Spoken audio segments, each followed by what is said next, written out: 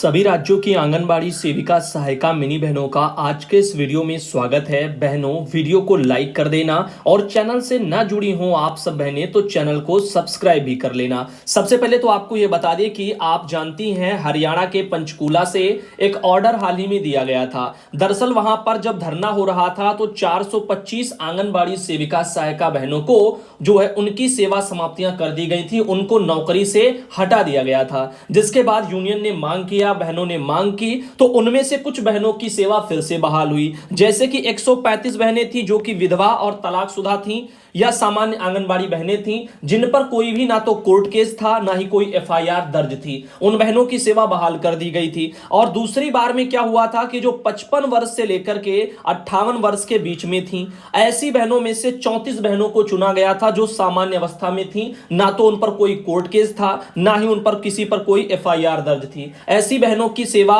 फिर से बहाल करने के लिए ये लेटर जो आप देख रहे हैं, ये निदेशक महोदय जो हैं हरियाणा के पंचकूला से, उनके स्तर से ये जारी करके जिला कार्यक्रम अधिकारी जो हैं आपके चरखी के, दादरी के, फरीदाबाद के, फतेहाबाद के, हिसार के, जींद के, करनाल के, नारनौल के, पलवल के, रेवाड़ी के, रोहतक के और सिरसा के, इन जिलों के डीपीओ लोगों को यह लेटर भेज दिया गया है 6 सितंबर को। यह लेटर कल ही भेजा गया है और जैसा कि आप देख सकते हैं, और कोर्ट केस जिन पर नहीं चल रहे हैं, कोई भी एफआईआर नहीं है, ऐसी बहनों को वहां पर सेवा में फिर से बहाल कर दिया गया।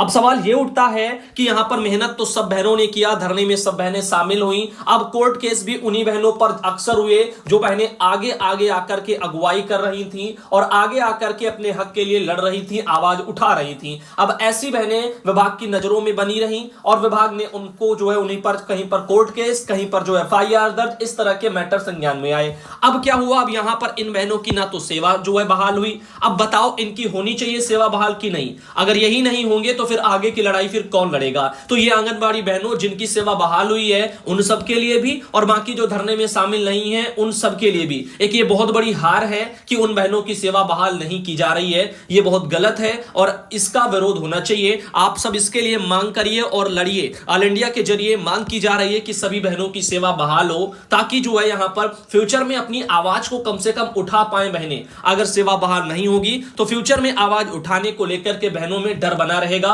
और सरकार की जो नीति है वो बहुत ही गलत है। लोकतंत्र में आवाज उठाने पर जो है एक तरह की रोक साबित होगी। इसलिए मैं चाहता हूं कि आप सब बहनें इस बारे में सोचें और अपनी राय को कमेंट में दें। रचना बहन है हरियाणा से, जिनके द्वारा ये पूरा मैटर हरियाणा का भेजा गया। अब हम बात करने वाले हैं अगली एक जानकारी की, जो कि उत्तर प्रदेश से जानकारी है। और ये लेटर दरअसल 8 अगस्त का है, अभी इस महीने का नहीं है, पिछले महीने का है, लेकिन लेटर बहुत ही जबरदस्त है। और इस मामले में आज हम चर्चा क्यों कर रहे हैं वो आपको वीडियो देख करके पता चल जाएगा। कपिल सिंह जी हैं निदेशक, उनका ही लेटर है निदेशालय उत्तर प्रदेश की तरफ से। और आप देख रहे हैं उत्तर प्रदेश के समस्त जिलों के जो डीपीओ हैं उन सबको यह लेटर भेजा गया था और कहा गया था कि आंगनबाड़ी केंद्रों पर आधारभूत सुविधाओं की उपलब्धता सुनिश्चित कराए जाने के संबंध में। अब मैं पूछना चाहता हूं, क्या उत्तर प्रदेश में सभी आंगनबाड़ी केंद्रों पर आधारभूत सुविधाएं पहुंच गई हैं कि नहीं? अब इस लेटर में इन्होंने लिखा था कि यहां पर उपरोक्त विषयक इस पत्र के साथ में संलग्न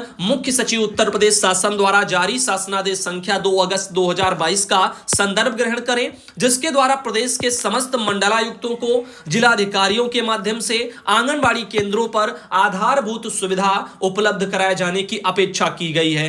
तो तत्क्रम में आपको निर्देशित किया जाता है कि शासनादेश में निहित प्रावधानों के क्रम में मुख्य विकास अधिकारी और जिलाधिकारी और मंडलायुक्त महोदय इनसे समन्वय स्थापित करते हुए कन्वर्जेंस के माध्यम से शासकीय भवनों में आधारित सुविधाओं के संतृप्तिकरण के लिए सकारात्मक कार्रवाई कराना सुनिश्चित करें। अतिरिक्त किराए के ऐसे भवनों को जहां पर आधारभूत सुविधाएं उपलब्ध हैं उनको तत्काल अन्य समुचित स्थल पर स्थानांतरित करते हुए संचालित कराना सुनिश्चित करें, जिससे लाभार्थी को समुचित सुविधाएं प्राप्त हो सके। तो अभी आप जो लोग देख रहे हो आधारभूत सुविधाओं को लेकर के, मैं आपको बता दूं क्या क्या आता है, जिसमें से ये देखिएगा लेटर जो है सोनभद्र जिले में बाल विकास परियोजना अधिकारी के स्तर से निकाला भी गया और इस तरीके से कुछ आधारभूत सुविधाएं होनी चाहिए। देखो इसमें कॉलम क्या क्या है, प्रोजेक्ट का नाम है, परियोजना का, अर्बन में है या रूरल में है वो भरना है, आंगनबाड़ी सेंटर का नाम और वहां पर सेंटर का कोड जो पोस्टर ट्रैकर के आधार पर है, और ग्राम पंचायत का नाम, और साथ ही साथ जो है बिल्डिंग कौन सी अवस्था में है, यानी कहां पर स्थापित है, जो आपका जो यहां पर डिपार्टमेंटल बिल्डिंग है उसके लिए डी भरना है, स्कूल वाले के लिए एस, पंचायत वाले के लिए जो है और कम्युनिटी वाले के लिए अलग तरह के उनके लिए पी, और यहां पर रेंटल वाली है उसके लिए आर। इस तरीके से ये यहां पर सिंबल भर के दिए जाएंगे। अब देखो पानी की व्यवस्था कैसी है उसके बारे में, टॉयलेट की जो है व्यवस्था, और उसके अलावा यहां पर बिजली के बारे में दिया हुआ है, और बिजली में भी वो भी इंटरनल और एक्सटर्नल दोनों दी हुई है, यानी आंतरिक और बाह्य, बाहर से कैसे का सिस्टम है और अंदर का पूरा क्या सिस्टम। तो यहां पर ये सब चीजें आपकी जो है उसके संबंधित है, जो कि आधारभूत सुविधाओं के बारे में। अब क्या आपके वहां पानी की व्यवस्था है बढ़िया, क्या आपके वहां बिजली की व्यवस्था है, क्या आपके वहां जो बिल्डिंग फिर कैसी है, तो ये सब चीजें यहां पर पहले देखी जा रही इन प्रारूपों पर, और जो सुविधाएं होंगी वो वहां पर मुहैया कराई जाएंगी। लेकिन टाइम बीतता जा रहा है और इन समस्याओं को लेकर के अभी बहनें हमारे पास आती रहती हैं और कहती हैं कि उनका बिल्डिंग बहुत खराब है, मरम्मत की जरूरत है, कल को ये गिर जाएगी, कोई अनहोनी ना हो जाए, ऐसा डर भी बना रहता है। तो सबसे पहले तो मरम्मत वालों की मरम्मत हो, नए वालों का निर्माण हो, जो अधर में लटके हैं उनको पूर्ण कराया जाए और फिर वो हैंड ओवर किए जाए। इस तरह से ऑल इंडिया इस चीज की मांग करता है। उसके अलावा संगीता तोमर बहन है जो आगरा जिले से आती हैं। अब आगरा जिले से बहन ने महानिदेशक स्कूल शिक्षा और राज्य परियोजना निदेशक कार्यालय से जारी एक आदेश भेजा है, जो कि यह आदेश 5 सितंबर का है, यानी कि परसों ही जारी हुआ है। तो नया आदेश है, विजय किरण आनंद है महानिदेशक स्कूल शिक्षा, और उनकी स्तर से एक ये लेटर है। तो आइए देखते हैं ये लेटर क्यों इंपॉर्टेंट है। वो इसलिए क्योंकि मंडलीय सहायक शिक्षा निदेशकों को और जिला बेसिक शिक्षा अधिकारियों को उत्तर प्रदेश में भेजा गया, और बाल विकास पोषाहार विभाग के द्वारा आयोजित किए जाने वाले राष्ट्रीय पोषण माह जो कि 1 से 30 सितंबर तक चल रहा है, इसको सफल बनाने के लिए यहां पर उसमें सहयोग दो, इसके बारे में लेटर आया है। तो यहां पर शिक्षा विभाग वाले भी आपके इस राष्ट्रीय पोषण माह को मनाने के लिए उसमें सहयोग करेंगे। तो आइए देखते हैं कि शिक्षा विभाग ने अपने विभाग को क्या आदेशित किया है और किस तरीके से ये लोग आंगनबाड़ी बहनों पोषण अभियान में आपका सहयोग करेंगे। लिखा गया है इसमें कि यहां पर 30 अगस्त का संदर्भ ग्रहण करने का कष्ट करें, जो कि समस्त मंडलायुक्त और जिलाधिकारी उत्तर प्रदेश को संबोधित एवं प्रमुख सचिव बेसिक शिक्षा उत्तर प्रदेश शासन महानिदेशक स्कूल शिक्षा को पृष्ठांकित किया गया है। उक्त पोषण माह के लिए निर्धारित गतिविधियां, शिक्षा और खेल की गतिविधियां, इनमें बेसिक शिक्षा विभाग का सहयोग भी अपेक्षित है। तो यहां पर कुछ निर्देश हैं। निर्देशों में जो आप पहला निर्देश देख रहे हैं वो है, खंड शिक्षा अधिकारी संबंधित विकास खंड को नोडल नामित करें, और खंड शिक्षा अधिकारी संबंधित विकास खंड का यह दायित्व होगा कि बाल विकास सेवा पुष्टाहार विभाग के पदाधिकारियों से समन्वय स्थापित करें, और ग्राम पंचायत और विद्यालय स्तर की जो गतिविधियां हैं उनमें वो प्रतिभाग करें, और विद्यालय के नोडल शिक्षक और नोडल शिक्षक संकुलन इनको भी निर्देशित करने का कष्ट करें,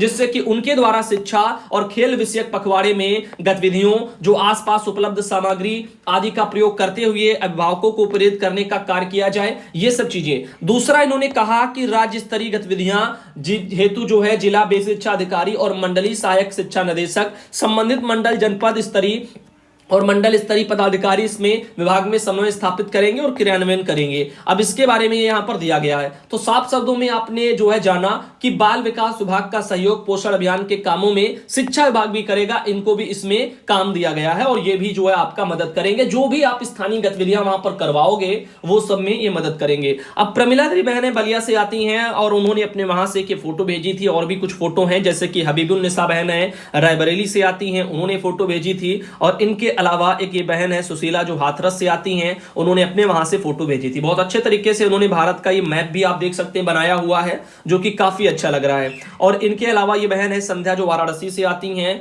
और इनके अलावा ये हैं अनीता जो कि सीतापुर से आती हैं, और ये हैं जयश्री जो बाराबंकी से आती हैं, और ये हैं राधा जो औरैया से आती हैं। साथ ही के बहन है सुनीता देवी जो जौनपुर से आती हैं। आप देख सकते हैं किस तरीके से ये एक बच्चा जो है लटका हुआ है, और इसका शायद वजन लिया जा रहा होगा, ऊपर मशीन लगी है, और इसीलिए ये काफी डरा हुआ है। ये दिन सबको याद होंगे जब भी आप बच्चे होंगे और ऐसे ही आंगनबाड़ी बहनें जब आती होंगी और आपको इस तरह से एक ये चड्डी पहना करके ऊपर लटका दिया जाता होगा। काफी लोगों को तो जो है मजा भी आता होगा, लेकिन ज्यादातर अक्सर लोग क्या करते थे, रोने लग जाते थे जिस दिन उसका वजन होता था। और आज भी आप देखते हो, चाहे वजन हो और चाहे आपका वो वाली ये वाली मशीनें तो अब नहीं चल रही उतने हिसाब से, अब तो तमाम मशीनें आ चुकी हैं, तो अब देख रहे हैं तो उन मशीनों पर भी दिक्कत होती है और लंबाई लेने में भी इनकी दिक्कत होती है, बच्चा आसानी से लेटता नहीं है, इसलिए लंबाई आराम से नहीं ली जा पाती है। इसीलिए ये कुछ चीजें हैं जिनको आप लोगों को ध्यान देना है। अब वजन के मामले में बच्चा ज्यादा हिलेगा डुलेगा तब भी वजन क्या रहेगा, सही नहीं आएगा। तो इस बारे में आप लोगों की क्या राय है कमेंट में आप बता सकते हैं। फिलहाल के लिए ये बहुत पहले का सिस्टम था, तब ये मशीन चलती थी, अब शायद ये बंद हो गई है। अब कई मशीनें अब आप लोगों को मुहैया कराई गई हैं। फिलहाल के लिए जो अब आ रही है उसमें आपका 100-200 ग्राम ये वाला मात्रा दिखाई नहीं देता, और वो इसमें भी नहीं उतना एक्यूरेट आता था। तो अभी फिलहाल के लिए हम यही कहना चाहेंगे कि आप सब भाई बहनों को ये वीडियो कैसा लगा, अगर पसंद आया है तो लाइक कर देना, और हाँ, चैनल से अगर ना जुड़े होना तो अपने चैनल को नमस्कार। All India anganwadi news channel में आपका स्वागत है। चैनल से जुड़ने के लिए नीचे दिख रहे रेड कलर के सब्सक्राइब बटन पर आपको सबसे पहले क्लिक करना है, फिर साइड में एक नोटिफिकेशन बेल यानी घंटी बनके आएगी, उस पर जब आप दबाएंगे तो 3 घंटी आपको दिखेंगी, जिनमें सबसे ऊपर ऑल वाली घंटी आप लोगों को दबा लेनी है।